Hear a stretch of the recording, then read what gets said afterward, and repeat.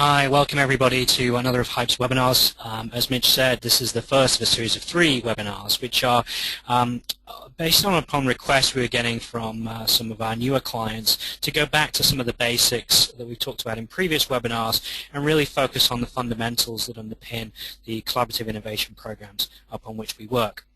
So this is the first of a series of 3. The others are going to focus on engagement and then on ROI. And these are really for people that are new to this sort of program or are looking for a refresher about what online innovation management really is. My name is Colin Nelson. I'm Director of Strategic Consulting for Hype, and great to see some familiar names join our webinar today. For you, I think you know me pretty well, but for the others that perhaps I haven't met with or worked with in the past, just a brief introduction on my background before we talk a little bit about the company and the content for today. So I've been working with Hype for around 3 years, but I've been working in the innovation and idea management space for around 7 now, working with a really wide range of different organizations in different industries right around the world. It's been a fascinating experience because what I see are synergies and differences according to culture, organizational structure and organizational objectives that we can then bring back into the organization and guide you with better quality advice, better guidance, and also develop better software according to the types of situations that you face and the sorts of needs that you have. Before I entered this space, I worked for Fujitsu Services for many years, working primarily in the knowledge and information management space, also a little bit of innovation and new product development. And before that, I worked in market research, writing questions for a living, which, as you'll see later on, has been quite a helpful bedrock for my career in collaborative innovation. Those of you that don't know Hype so well, we are an organization that just does online innovation management, software and services. So we're about 11, 12 years now in business, and 90 or so employees spread around the world. Our main headquarters is in Germany, Bonn, and we also have our North American headquarters in Boston, Massachusetts. Our software is used in a very wide variety of ways by all kinds of different companies, and we have over 170 installations worldwide. And it's built, designed with best practices embedded in the software, but also configurable so that you can adapt it and change it to your needs and your objectives and your circumstances. The purpose of this webinar really is not to talk so much about the software, but talk more about the people and process considerations that go along with that, and what drives organizations to invest in this space, and some of the key considerations that are going to be necessary for you to develop your own effective collaborative innovation programs. As you can see, we work with a very wide variety of different companies in almost every industry you can imagine, and many of these companies will work in very different ways. So wherever possible, what I'm going to try and do is draw out for you the differences as well as the similarities in the way in which successful programs are built and structured. So who's this webinar for? Primarily it's for people that are new to this space, that are new to online innovation. But equally, it may be a useful refresher for those people that are looking to understand the fundamentals again. And this webinar will be recorded, so you'll have an opportunity, if you like, to share this with colleagues that are perhaps not so familiar with the fundamentals of collaborative innovation and online innovation activities. Perhaps you're about to look at this area and you're not quite ready to start, so again this will be a useful conversation for you to have, married to the other 2 webinars that are coming up later in the year. So topics for today. Firstly, I'm going to look at what's driving online innovation, what's the fundamental reason why we have 170 customers actually doing these sorts of programs. We'll take a look at sort of more traditional innovation activities, what they were used for, what they are used for still today, and what the challenges are that you may face day to day in actually driving an effective program using those more traditional methods.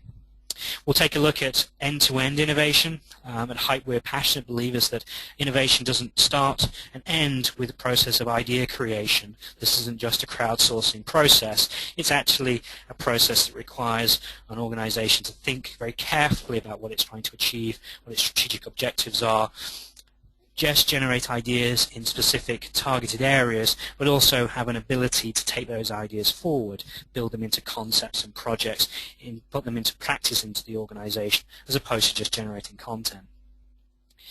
We'll talk about a subset of that activity, the role of a campaign, an idea campaign, which are increasingly being used for both idea generation as well as problem solving. And then look at two key underpinnings, collaboration and value, and how we try to encourage people to collaborate, the importance of that, and just how vital that is to driving real value from your enterprise innovation program. So let's start off by what's driving online innovation. I think we've got to start off by saying innovation has some drivers that sit alone, and that by doing this online is simply a tactic, a technique that has been used in certain circumstances for some good reasons. But innovation alone is something that has an increasing focus. It's increasingly important to organizations to enable them to grow, enable them to differentiate, enable them to position themselves effectively for the next 10 to 20 years. And online, and doing innovation online, is simply a natural extension of some of the fundamentals that I'll speak about in a second. So the most fundamental driver that we see is the growth driver. Organizations want the companies to grow. And you may well be familiar with these sorts of pictures. Perhaps revenue targets for existing products and services over time. You'll have particular growth targets. Your CEOs will have particular growth targets the company wishes to achieve. But we know if we keep selling the same things to the same customers, that over time our margins will be eroded and our revenues will drop because we can't keep selling the same things to the same people. So in reaction to that, of course, we expand, we look to target new markets, we look to take new products and new services out to the market, and you may well have a set of initiatives that are currently in your pipeline that you expect to yield growth over time. And of course, they have a natural life cycle as well. And therefore, the difference between our corporate objectives and the top of that supplemental portfolio that we're investing in is what we call the growth gap. This is the difference between our existing portfolio and our growth targets. And that's quite an interesting number, and it can be looked at any point in time. And essentially it gives you the amount of work that's necessary, the amount of work you need to do with regard to innovation in order to fill that gap. So if we know that our gap is $100 million at a particular point in time, we need to build our portfolio of innovation in order to support that kind of number. But we also need to bear in mind that not everything that we do will succeed. Every organization has a failure rate. So perhaps we develop 3 products and one of them succeeds in the market. We're going to need $300 million worth of portfolio in order to meet that target. Now, some of you might find this a bit of a scary number. It's often an interesting conversation to have with a finance director. But it's very helpful in thinking about how big a task you have as innovation professionals and how big a amount of work you've got to do in order to fill that gap. Equally, there's some sort of more tactical issues that I think organizations face. I think the rate of change that organizations are exposed to today is significant and increasing. We've never been so disrupted by new entrants to markets coming from all kinds of different areas of the world as we are today. And this is meaning that we're quite stretched as organizations. We need to do more with less. We need to be more efficient. We need to be able to compete on price with lower cost competitors. Yet the need for good quality doesn't reduce. So we need to indeed meet that quality threshold as we always ever did. And so perhaps involving more people in innovation is an important thing to do. But equally, innovation is just one of many collaborative processes that require diverse expertise exposed to it. Things like continuous improvement and change are also areas where organizations are looking to bring in more ideas, more innovation, and innovating the whole business, not just the products and service portfolio. So we need to find new ideas to support these challenges, and also we need to move a little faster. And so let's try to increase the engagement between our employees, our customers, and our partners, everybody that has a vested interest in our success in order to do better as a whole. Of course, these tensions have then developed a set of activities that ensure that we need to think about focusing in on a whole range of different activities in a whole range of different ways. And many of these have driven the need to go online, to be more efficient, to do things faster, to reach out to different corners of our organizations and different corners of our communities. So irrespective of whether we're focusing on growth, efficiency, cost reduction, we're looking to make the most out of what we have at our disposal. So let's look at where innovation lives. Now traditionally it's been a team-based activity, perhaps R&D, or perhaps a small division. Or perhaps if you're a siloed organization, each division has their own team focused on innovation. One of the challenges, of course, is that tends to mean that over time we become less and less diverse in our ideas. We have a relatively limited pool within which to generate new content. And so the trend is to push out, to go beyond the team, to look at the department, the organization, to our third-party network, to see if they can help us be more innovative, to be more creative, and make more out of the latent expertise and knowledge that exists in those communities. Anybody that's ever read a book about innovation will know that audience diversity, the diversity of our communities, have a strong bearing on the levels of innovation that we can drive. Different perspectives, people coming with different opinions from different cultures, from different walks of life, offers a different view on how we should be innovating the direction of our company, the sorts of products and services that we should be building. So if we can proactively go after diversity of opinion, that's going to be very helpful in finding better differentiated products and services. So this is where online becomes incredibly helpful, because we're restricted in scale terms when it comes to that close network, that team. But online enables us to reach out to those in the departments and to the organization and beyond our organization and actually involve them in our innovation and collaborative problems discussions. So not only are we just going out to those people that have a different view, a different perspective, but equally those that metaphorically speak a different language, have a different way of working to us. And then by getting that combination of experts and non-experts, a good combination of cross-functional different skill sets, we can get a balance between practicality and innovation. So new stuff, creative stuff, but also find a way to go and deliver that. And this is where online is really at its best. It's actually increasing the scale of that innovation conversation. So let's move on to perhaps activities that many of us still do, traditional innovation activities and their challenges. In many ways, these are the things that have shaped the dynamic associated with online innovation as it is today. It's certainly shaped the way in which Hype deliver their solutions and their product out to the market. So let's look at where new ideas come from. I can't think of any organizations that I've worked with that haven't tried a suggestion scheme at one point or other. And perhaps do brainstorming sessions, getting feedback from customers in some way, and perhaps inviting suppliers and partners to provide their own ideas, their business propositions to you to see how we can improve the business. And there are some very good reasons why each of these things exist. I don't want to dismiss any of them. There's some good sound logic underneath why we have generated innovation programs that depend on these sorts of aspects. Firstly, the suggestion scheme. Anyone can participate. Content's unrestricted. It's great to have ideas coming from any part of the organization that we can look at, consider, and see whether it has some relevance to what we care about in the business. Brainstorming sessions, very, very common. Get a group of experts in a room together and talk about the particular problems and opportunities that we face and try to come up with some good solutions. You've probably tried customer surveys or done things like Voice of a Customer, where we've got a focus group of people together, ask them to share their opinions on what we do today and what may be helpful for them in the future. And of course, the supplier and partner community have a vested interest in our success, and so they're quite regular at coming forward with different propositions, different angles, different perspectives on how we should move our business forward. But although there's some sound logic behind the creation of each of these activities, and these are ideas beyond the traditional new product development R&D space, there is also some significant challenges to them. The most common feedback that we get with suggestion schemes are that ideas are underdeveloped, they're fragments, they're not really rounded concepts. And once we've generated that fragment of an idea, we then need to go out and look for somebody who could potentially put it into practice. That person may or may not have time available. It may or may not be relevant to them. It may go on a list of key things that they need to do that day, but as number 20, and so it never gets addressed. Brainstorming sessions struggle with scale. One of the biggest positives of going online, we can only fit so many people in a room. We're also restricted to the types of individuals that we have.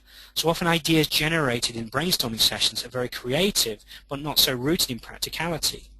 Because we need the new ideas, we involve the most creative types and perhaps exclude those that we wouldn't consider to be natural innovators, simply due to scale.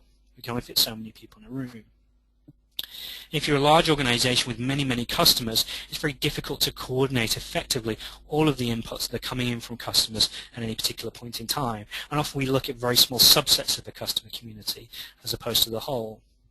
And of course then with suppliers and partners, again if you're a larger organization, it can be very difficult for them to know exactly where to put forward their idea, put forward their business proposal, and make sure it's targeted at the right people within your organization so they can then process it effectively. And I think it's worth bearing in mind the good stuff and the negative stuff associated with these 4 initiatives, because this helps us steer the shape of what a good online collaborative innovation program should look like. It should really build upon the positives and try and minimize the negatives as far as possible. And hopefully as we go through, you'll begin to see how this comes together. So let's look at what we might do today. You may have something that looks like this, some kind of idea funnel, some kind of innovation funnel. You may not have all of these steps, but don't worry too much about it. But if we look at what we do today, a series of questions begin to emerge. Perhaps, do we actually actively generate ideas? Do we actually have a program that focuses on generating new ideas? Some of you may say, well, actually, new ideas aren't our problem. That's fine. But if you need it, do you have a program that sets that up? Do you actually encourage collaboration on the ideas that you have? So perhaps we have some workable high-level business concepts. Are we actually encouraging diverse opinion to come and build and improve those ideas and make them better? Are we making good judgments? This is one of the most common issues that we face with our clients. People find that when we walk in through the door, they're not making good judgments on the content that they have. Some of the feedback is, well, actually we have a funnel, but it's more like a pipe. Everything that goes in goes straight out the other side. We're not really making good judgments on the stuff that we have, and we're investing our time on things that are later going to fail. Are we actually developing grounded concepts, so making things as good as they can be, perhaps building business cases so that we know when we put our investment into a particular activity or stream or initiative, we feel it's going to be more likely to be successful than others that we dismiss. What about managing our innovation projects? Are we actually doing that effectively, making sure that those people that own the task to put things into implementation actually have that work list and are doing so effectively? Even if we are doing all of those things, there are still some challenges underneath that. So even if we're generating ideas, do we have enough of the right type of ideas? Are they aligned to the business needs that we have currently within our portfolio? Are they diverse enough so to make sure that we continue to become better differentiated compared to our competitor set? Are we actually having the right people assessing what we have as opposed to just having the same people assessing every piece of content every single time? Are we bringing in the right different experts to make sure that all perspectives are taken into account so that we can make better judgments? And are these concepts really as good as they can be? Have we brought the right group of people together to build up that business case and make sure they're robust? We talked about matching our portfolio to our strategic targets, but also, is that portfolio large enough to meet our growth ambitions? Going back to that growth gap, do we have a big enough portfolio that's going to satisfy the CEO in 5 to 10 years? And are we actually tracking what we did before? Do we actually know what happened to those projects and initiatives that we actually implemented? Are we tracking the value, tracking the benefits of those, that we can share successes and make sure people feel positive and enthusiastic about the program that we have? And are we saving everything? So everything that's generated, everything that we do, are we logging that and making sure that we have this archive being built over time that we can call upon later? So another little piece of history, a little bit of the transition we can see right now with organizations moving into this space is quite interesting. Sort of traditional innovation activities, as we said, are small groups of people, perhaps R&D or new product development only, mainly face-to-face activity, logging things on things like paper and spreadsheets, and very much focused on a product or a service focus. The more modern activities, most of the organizations that we work with have now moved to here, where they're going out to more of an organizational-wide implementation. They have online collaborative, internal-focused activities. It's portal-based so that anybody can access it wherever they are, and it builds an archive innovation over time, and it's business need focused. So people are actually asking questions associated with existing business needs, and that's driving the innovation content. And the most modern organizations are the ones that are really pushing the boundaries are out here in the green, so they are now doing systematized open innovation, putting portals in place to engage the external community in their innovation objectives. They're also automating some of their innovation processes where possible as well, so that good things flow through the process quickly and efficiently without needing too much intervention.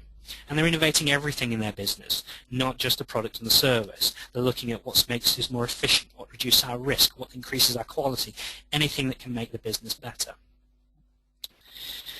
Now, as we move from left to right and become more mature, what we're seeing is that tends to generate more ideas, more solutions.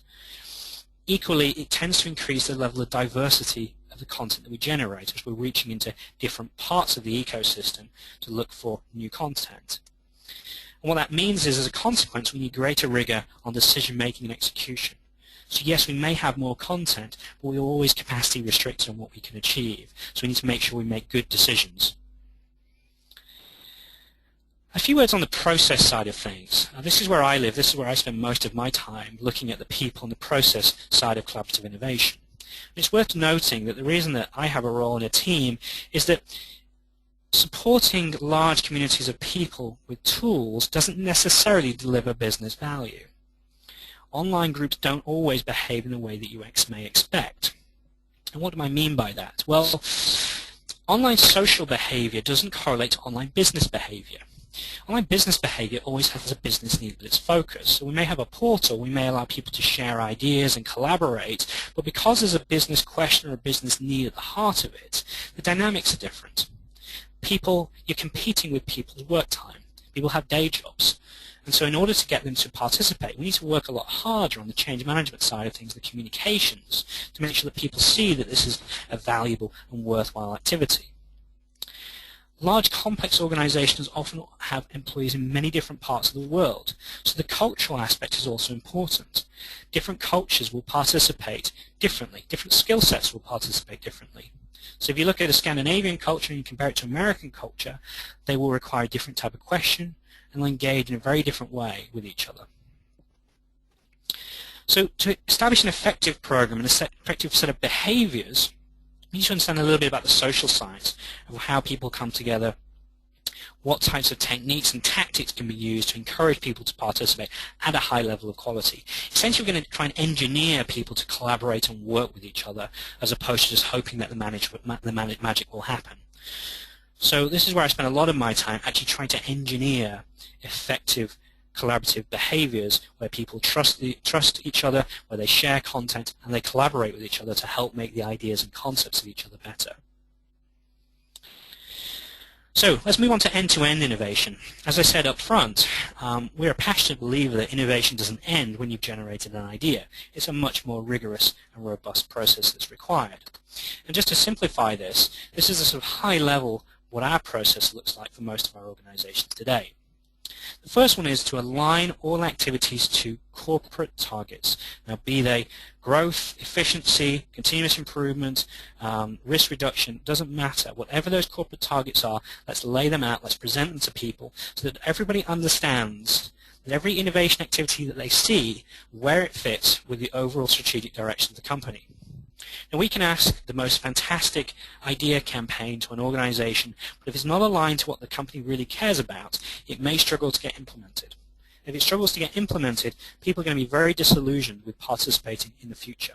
So we need to, as far as possible, align to what the company actually cares about. We make sure we can use what we actually find, as opposed to generating lots of content. Now, the question-based approach we'll talk about a little bit more in a second, but asking carefully worded questions which are designed and engineered to a specific group of people is the way to generate a better range of ideas aligned to those different corporate targets. So underneath the corporate targets, we have perhaps a range of strategic and tactical goals, and we'll ask a series of questions that are appropriate to those goals to make sure that we get the right types of idea, not necessarily lots of content. So we're going to generate some new content. Perhaps we're going to find something that's hidden or that's been done in the past that we'd forgotten about. We're going to ask a wider community to actually enrich that. So instead of just being happy with finding content, we're actually going to ask people to say, is this as good as it can be? How do we make it better? How can we take this to the next level and make it even stronger? Then we need to develop it into a concept. Perhaps build a business case, actually create a justification for putting investment and time and energy into this particular activity. And finally, make sure that all the people that own the actions and the tasks associated with putting something into practice actually have this visible and displayed to everybody else. So we know who's responsible, we can see what timeframes we're working to, and we can do some forecasts on the types of revenues we may expect as we move forward. Now, not every idea that we generate is going to go through this process. There may be, for tactical reasons to just run a particular campaign and stop at the end of that idea creation process.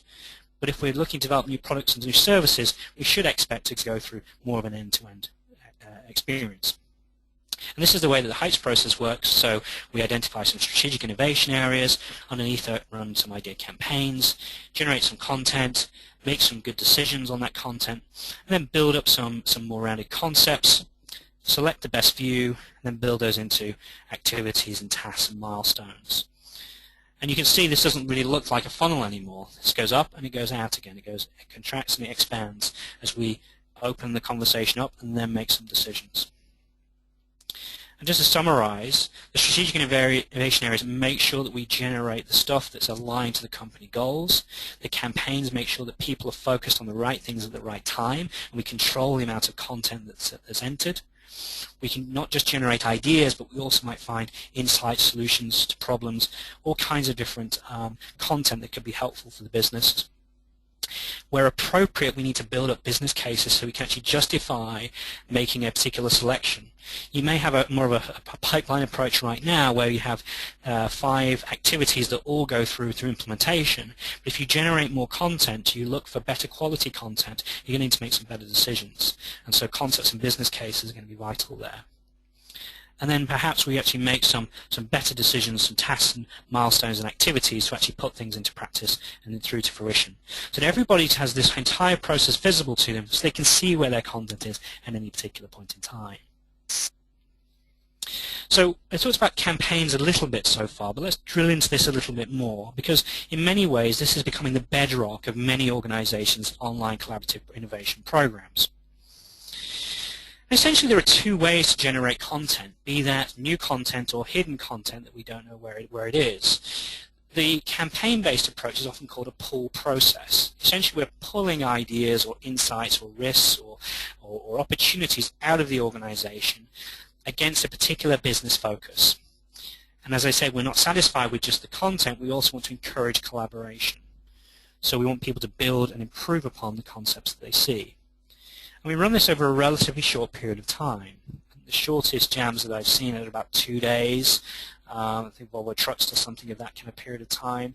But equally, about 2 weeks to 3 week period is a perfectly acceptable period of time. Running them for longer doesn't necessarily yield more content. So actually running them with deadline tends to boost participation, which is obviously a helpful thing. The alternative is what we call a push process, more synonymous with the sort of suggestion scheme approach, where we actually allow anybody to share anything, but we put themes in place to make sure that everything that's submitted is categorized and it's aligned to a particular individual in the organization. So there's always someone responsible for taking that content forward. That's perhaps open to all people at all times. And these in many organizations coexist. There is nothing wrong with the suggestion scheme, but the implementation ratios differ massively.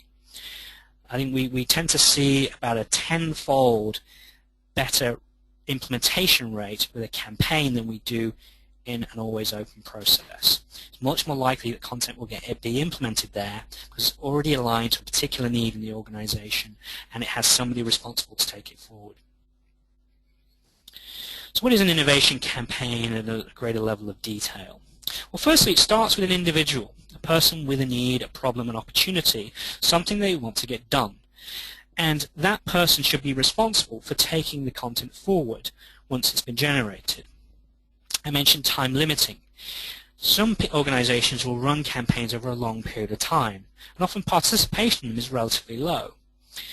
you can actually drive more content by having a shorter period of time for people to contribute by giving them a deadline.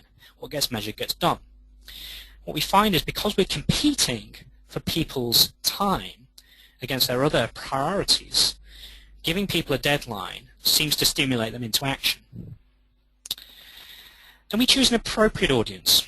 Now, we don't ask every question to everybody in the organization every single time. Yes, we want a combination of experts and also non-experts. We look to people that can actually feasibly understand the question, can engage in the topic, and then choose that audience. So not every individual is bombarded by a whole range of different questions throughout the week. And we actually share some aspects of the selection criteria right up front. So when you submit your idea, you know how seriously or not it will be considered by how closely it aligns to those selection criteria. So if we know that something is going to require 6 months to implement, it needs to cost less than $1 million to put into practice, we may as well tell people. That's going to increase the quality of the content that we see and make it more likely we go ahead and implement. And as I mentioned earlier, we can apply this process to almost any collaborative process you can imagine. So yes, lots of organizations are looking for new ideas and new solutions, but equally people are looking to identify best practices, perhaps to inspire new thinking, look to mitigate risks or improve processes, saving money. A whole range of different problems and initiatives that require diverse opinions to help them. So just to summarize, Idea Campaign actually gathers diverse insights, knowledge, and ideas. It encourages people to collaborate with each other, not just capturing content. Actually engaging people to collaborate is an interesting area. And it supports a rational selection, filtering, and enrichment and merging of content. But that process in itself is not specific to innovation. It's a collaboration process that we apply most readily to innovation.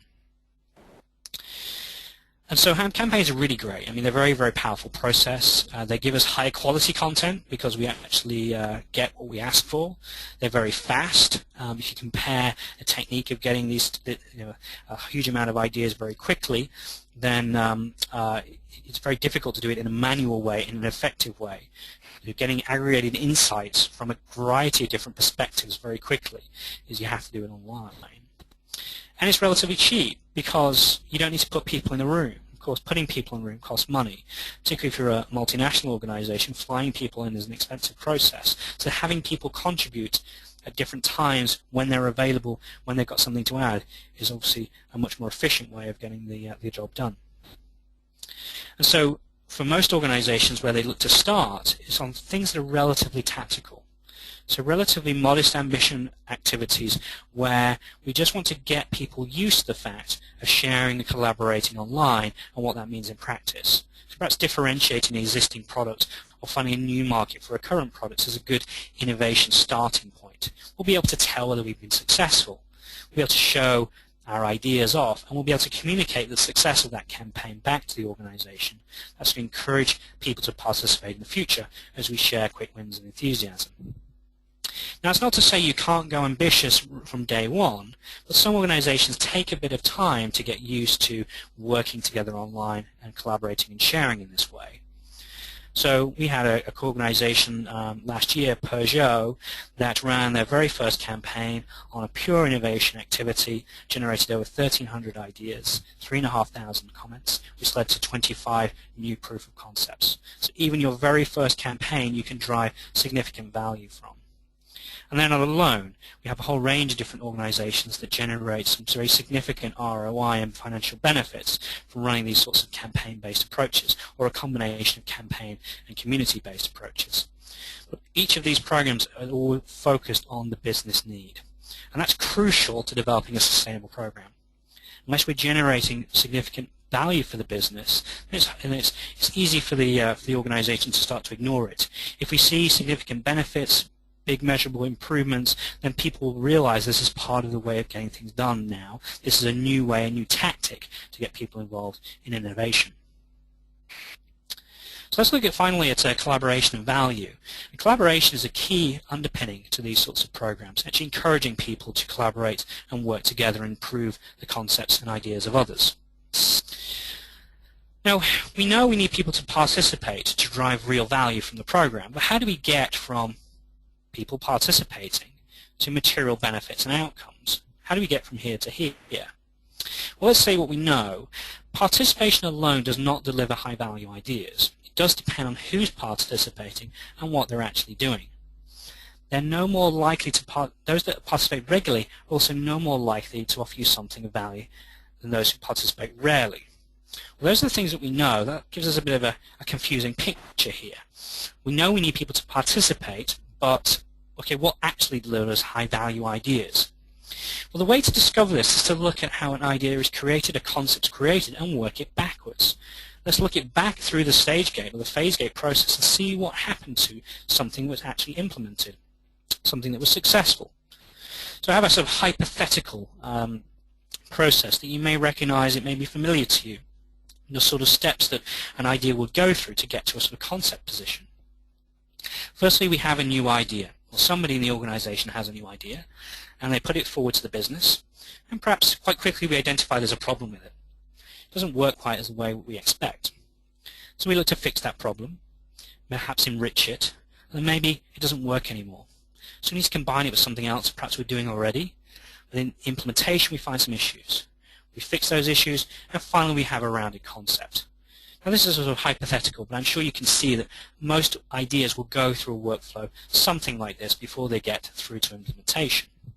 As you think very carefully about what's happening here in this sequence of activities, what we see is a series of interventions. So people will discover, okay, that doesn't work. Maybe we need to try it a different way. Maybe we can make it better. Perhaps this isn't viable anymore. Actually, the opportunity is different than we anticipated, and so on and so forth. Essentially, there are a series of interventions either created by yourself, or by a team, or by a gate review committee, or by a colleague, individuals interjecting and saying, you need to either look at this again or take it in a different direction. If we now map those interventions to different personality styles, something really interesting emerges. We have some people very creative, and they have a particular role to play. We have others that are better inquisitors, telling you why something won't work or that there are problems with it. There are others that fit into more of a helper category, and they're good at connecting people and building bridges, and making your life a little easier, let's hope. And finally, we have those that are more implementation-minded, more pragmatic about how things will work in practice. So we can see that we have different personality types flowing in sequence through this workflow. Well, what if we could actually combine all of those different types much earlier on in that process? Wouldn't that be a powerful thing to do? And how does this work with regard to online? Well, actually, perhaps we have this new idea. It actually builds like a discussion. So different people have different roles to play at different stages. So the discussion builds way before we actually get to a gate review process. We actually have these different personality types bringing their different opinions to bear, not in sequence, but together, all together, so that actually everybody involved in the conversation can make their contribution within this sort of 2-week campaign period. So at the end of that period, we can look at a rounded discussion about a particular idea, not just an idea fragment. So that means that issues associated with ideas are identified really early, because again, it's visible to a much wider group of people. So those people that may well be sat on gate review committees way down the phase gate process have an opportunity to contribute much earlier on. It's a much more constructive debate, and it stops things from getting stopped later on. It irons out those problems earlier. And of course, if those problems can't be ironed out, then it stops us from making mistakes. But all personality types play to their strengths and contribute in that same phase. Now they'll have a role to play later on for sure, but this will accelerate the process of innovation. So actually, this is where the value comes in collaboration. Get people to contribute to build and improve on the ideas of others they find interesting. It makes everything later on in the process much stronger. But let's not end there. That process of campaigns, of collaboration within campaigns, also work in the back end. Going back to that process we talked about a moment ago, imagine tactical campaigns focused on specific issues or opportunities that exist within the back-end process of our innovation activities. So you could go out targeting a particular community, a particular personality style with a specific question that plays to their strength. So if we have a problem, maybe we're going to phrase a question which actually goes out to fix that problem. This is where the social science comes in. We actually design a question to appeal to a particular personality type. When we use particular buzzwords that they're going to find attractive, so helping us fix a problem. Maybe we actually want to see if something could work in practice. So again, we're going to design a question to appeal to people that are appropriate to actually looking at something and working out whether it's viable or not. We're going to target our audience, we're going to ask a question that's going to appeal to a particular group, and so on and so forth. So you can just imagine going out to a group of inquisitors and saying, what are the risks associated with this? We're going to get lots of content. That's going to help mitigate some of the issues we may face in getting good innovation projects justified later on down that funnel. So just to summarize, hopefully you found this helpful and of interest. The key fundamental driver for online innovation, of course, is actually fundamental to innovation itself, which is growth. The growth driver continues. It's the rate of change that we're exposed to which is really increasing here, and that's what's causing us to have to do things a little bit more efficiently, a little bit faster, and at a higher level of quality. And that's where online is really helping us to increase the scale of our innovation programs, increase the diversity in it, to increase the quality of our innovation portfolios.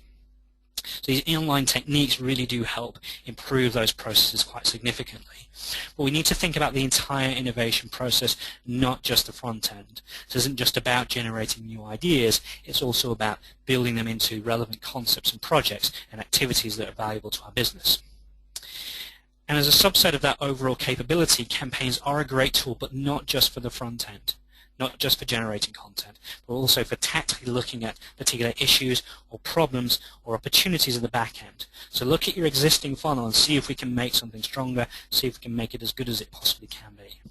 But we need to build in these programs extensive guidance for collaborating. Collaborating online doesn't always come naturally to an organization. So we can engineer it, we can make it better. So focusing on collaboration as a behavior is going to increase the quality, the value of the ideas in our portfolio, and obviously all the benefits that brings.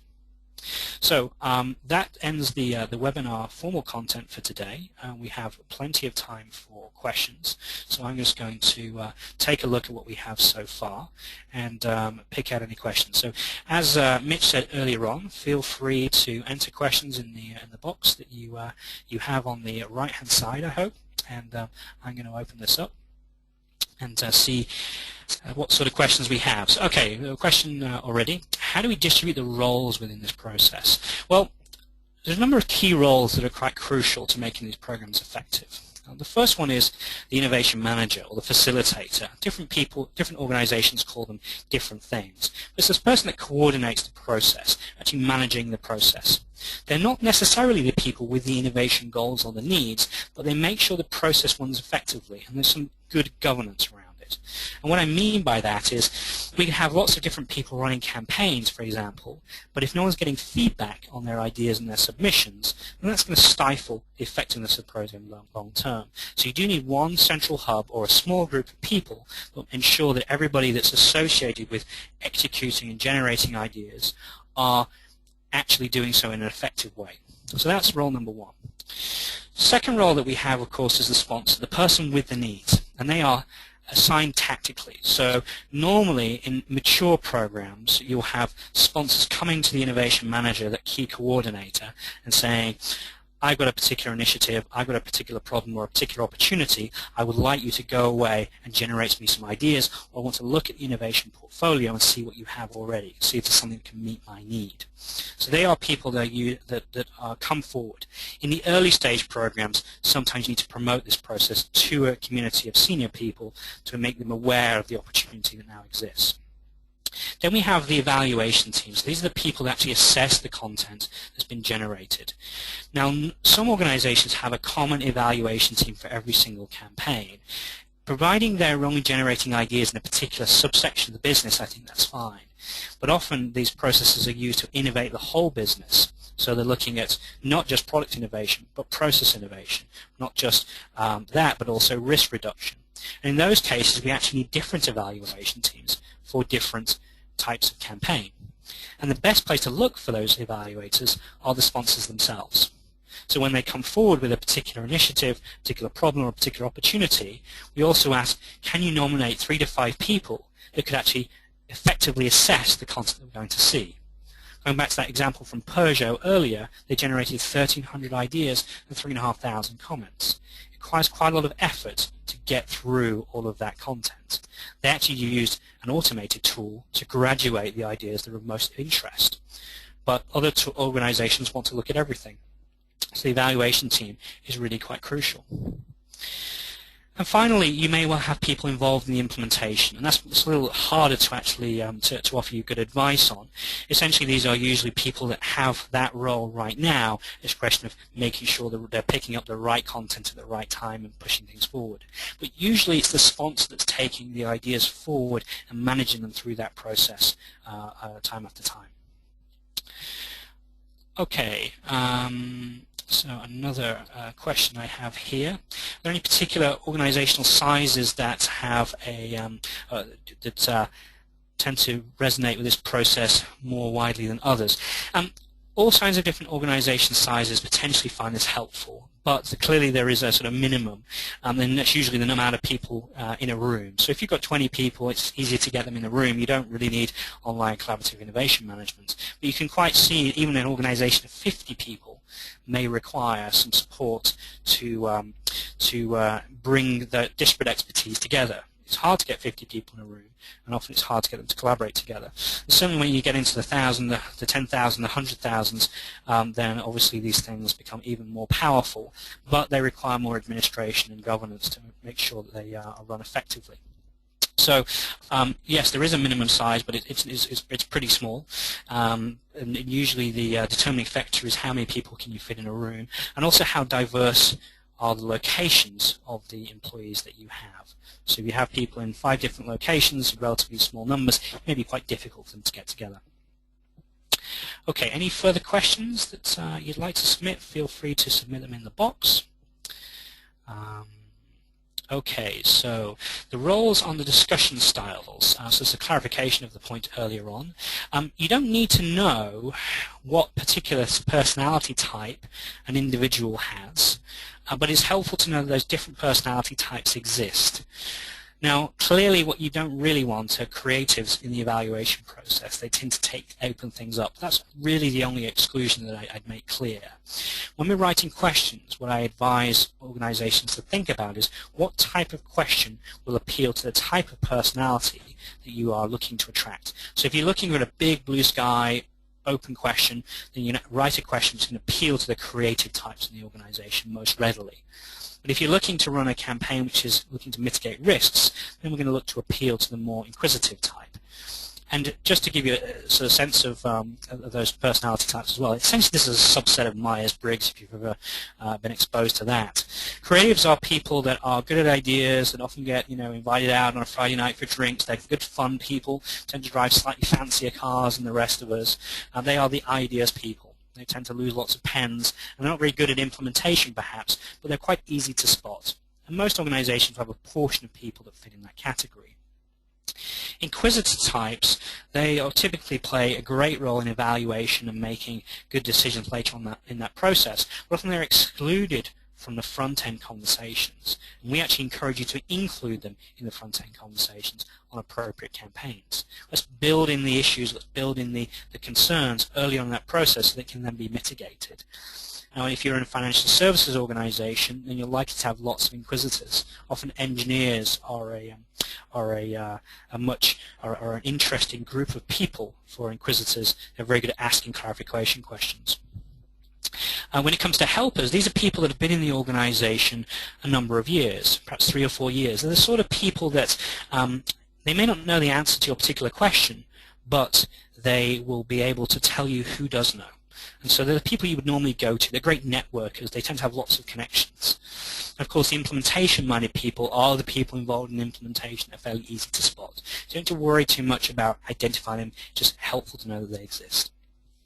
Okay, let's see if we have any few last questions before we close up. Are there any particular industries that find this process more helpful?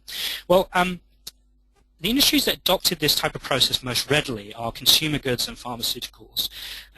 Organizations that either, in the case of consumer goods, are always developing new products, and so it's very helpful for them to have collaborative innovation programs. In pharmaceutical space, those sorts of companies did a lot of process innovation, tended to be very large organizations that required a lot of improvement and all of speeding up of what is a highly regulated process. What we've seen over time is that things like heavy engineering and manufacturing have slowly started to adopt this process as well for a variety of different reasons. Perhaps financial services is a little bit behind some of those other industries, because traditionally they've innovated with very, very small teams and they haven't done an awful lot of sharing across different portfolios. So from an industry perspective, we see every industry adopting these sorts of techniques, but at different speeds and different paces and in slightly different ways. What one industry cares about is not necessarily what another industry cares about, and we all have our own targets and goals. Okay, any final questions before we close this down? We're coming up to our time, but there's probably time for one final question if anybody has one. Okay, so just a reminder, this process will be shared with everybody. There'll be a video recorded that we released on our community forum, which Mitch will send you out, and also you'll be able to download the slides for future reference. So it just leaves me on behalf of Mitch and Hype to thank you for attending. I hope you found this interesting and of benefit, and as I said, this is the first of 3 webinars, a series of 3 webinars which we run for new people to this space that are interested in finding out more. The next one's going to be on engagement, and following up from that we're going to look at ROI. So thank you again, and look forward to speaking to you again on the next campaign, next webinar. Thanks as well from my side, and as I said, it will take me a couple of days to prepare the follow-up email, so please bear with me. Thanks for your time, and I hope to welcome you next time again. Bye-bye.